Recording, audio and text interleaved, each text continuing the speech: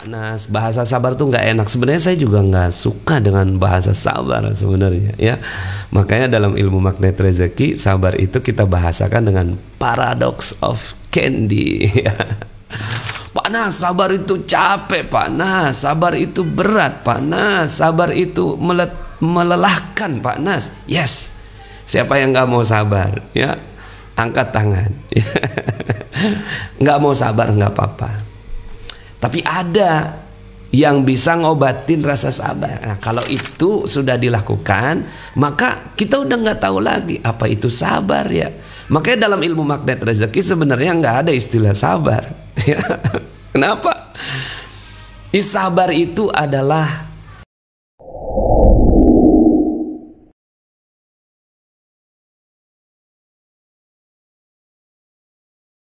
Bismillahirrahmanirrahim.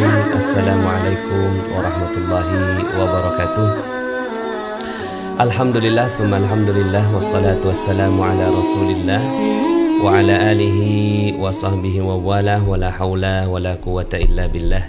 Ashhadu an la ilaha illallah wa ashhadu anna muhammadan abduhu wa rasuluhu la nabiyya ba'dah. Allahumma salli wa sallim ala nabiyyina Muhammadin wa ala alihi wa sahbihi ajma'in. Amma ba'd. Alhamdulillah, senang dan bahagia sekali bisa berjumpa dengan Bapak Ibu semua di sebuah hari yang dititip oleh Allah Subhanahu wa taala untuk kita syukuri, kita isi dengan aktivitas-aktivitas yang bermanfaat ya. Dan alhamdulillah kita sama-sama berada dalam satu majelis yang amat mulia, yaitu majelis ilmu. Masya Allah, alhamdulillah. Sebenarnya ilmu magnet rezeki ini adalah ilmu-ilmu yang sudah dikemukakan oleh para ulama-ulama kita ya. Cuma kita formulasikan dalam bentuk yang lebih bisa diterima di zaman ini, dan ternyata betul sekali ya, banyak yang merasa setelah menggunakan ilmu dari magnet rezeki menjadi lebih mudah mempraktekkan beberapa prinsip-prinsip di dalam Islam. Mari sama-sama kita buka dengan mengucapkan basmalah. Bismillahirrahmanirrahim. Apa itu sabar? Menahan diri dari segala ujian yang menimpa ya, saat dalam taat, meninggalkan maksiat ya, dengan jalan bersyukur ya.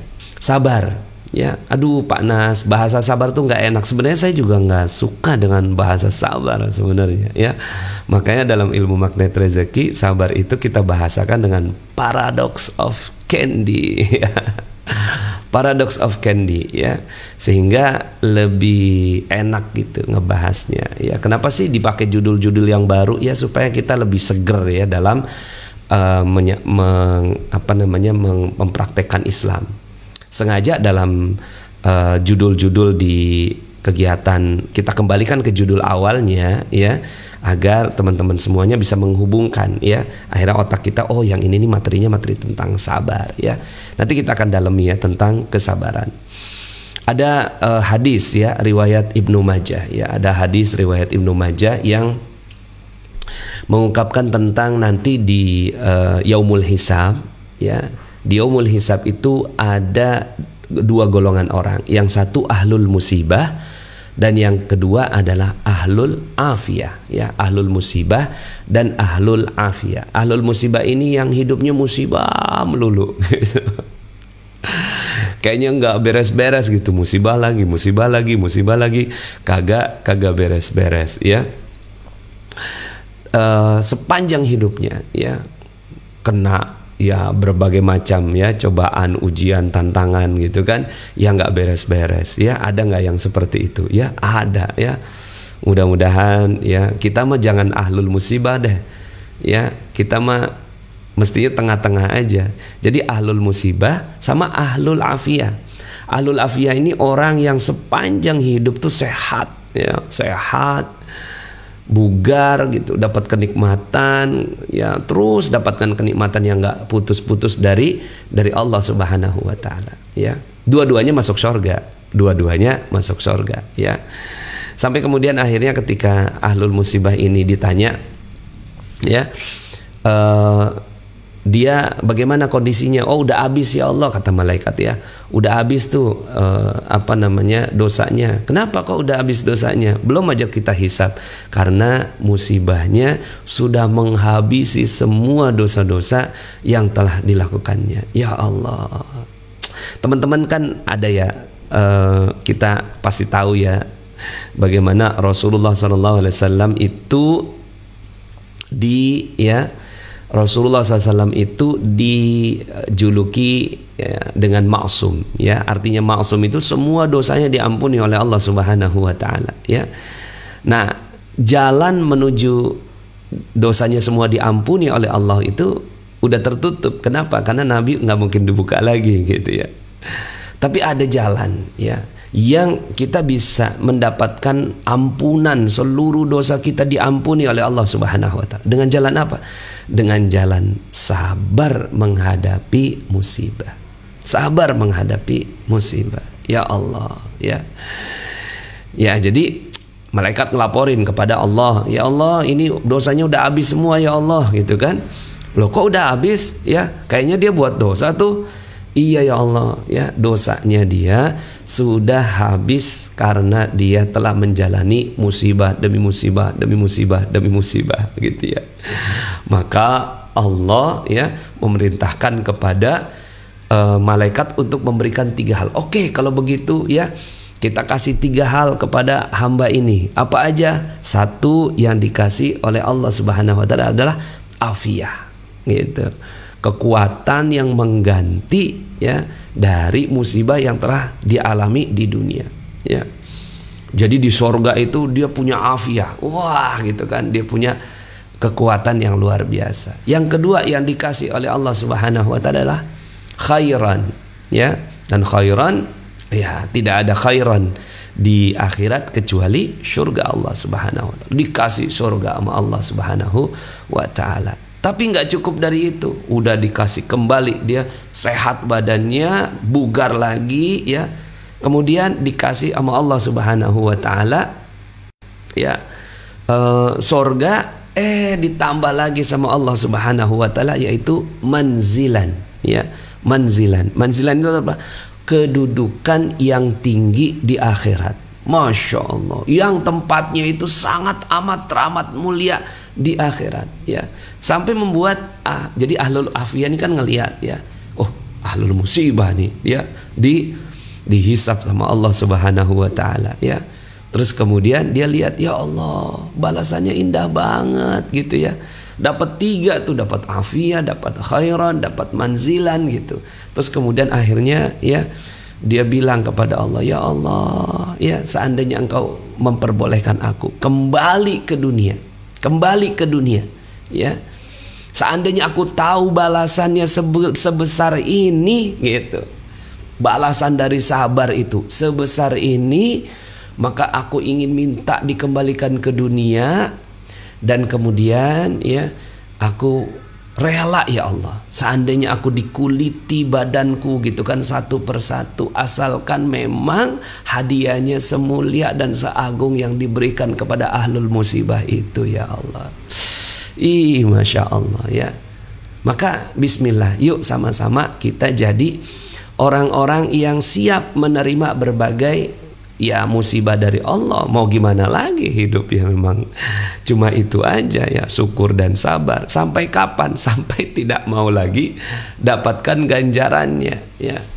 Artinya hingga ajal menghampiri kita. Jadi udah ya Allah gitu ya, ya udah deh cukup ya Allah gitu kan, karena saya udah tahu ganjarannya gitu. Nah jadi pilihannya 2 nih ya. Pilihannya ada 2. 1 ya, sampai kita tahu ganjaran Allah sebelum kita masuk ya, sebelum ajal menjemput kita. Makanya di sini ya, kalau saya sih kalau ditanya ya, apa yang bisa ngademin sabar?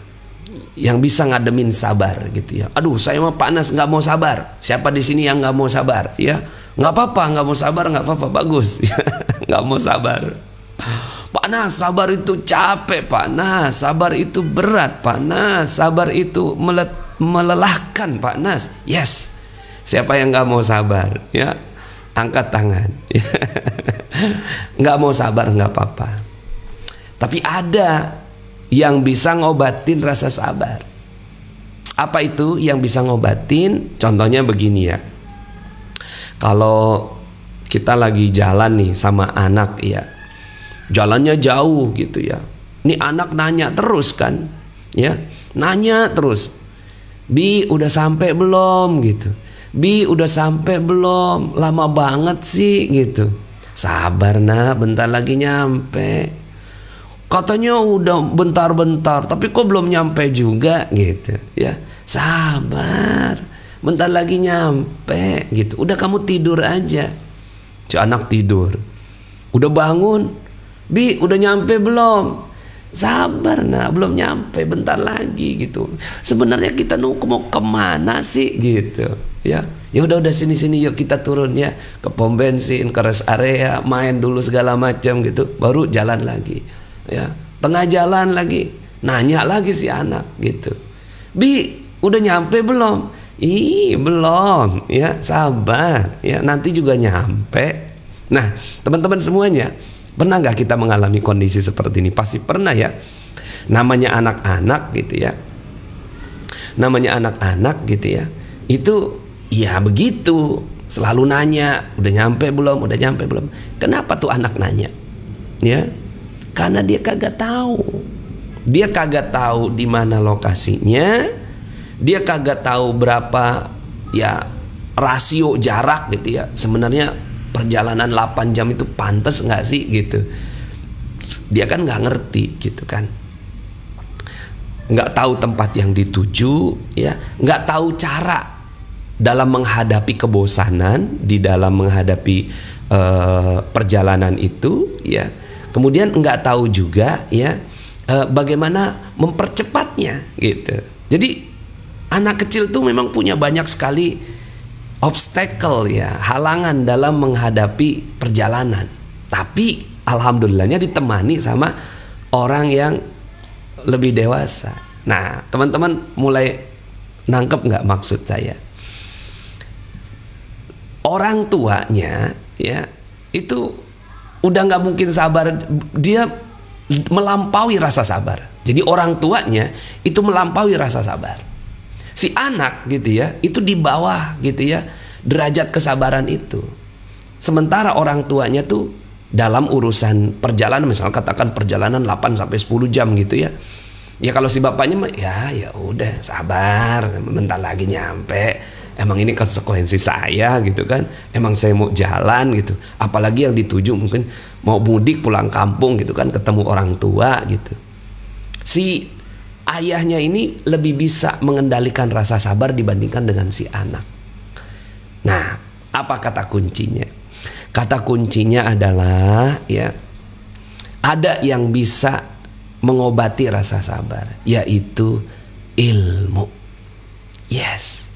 Ilmu itu bisa mengobati rasa sabar. Yang kalau seandainya kita nih panas, saya tuh nggak mau panas, sabar itu capek, meletihkan, melelahkan. Yes, nggak apa-apa ya. Jangan sabar nggak apa-apa. Yang penting tahu ilmu, tahu jarak, tahu tujuan, tahu cara mengendalikan rasa kebosanan, tahu mempercepatnya ya. Tahu cara menikmati perjalanannya. Nah, kalau itu sudah dilakukan, maka kita udah nggak tahu lagi apa itu sabar ya. Makanya dalam ilmu magnet rezeki sebenarnya nggak ada istilah sabar. Kenapa? Sabar itu adalah pemberontakan jiwa terhadap ketidaktahuan. Sabar itu adalah pemberontakan jiwa karena ketidaktahuan. Kalau udah tahu apa yang mau disabarin, emang begini ya. Misalnya dia tahu bahwa ya balasan bagi orang-orang yang mendapatkan musibah adalah kemuliaan di akhirat. Ya dia mah nggak perlu sabar gitu udah ya. Bukan sabar, akhirnya syukur ya. Akhirnya yang dia peroleh syukur.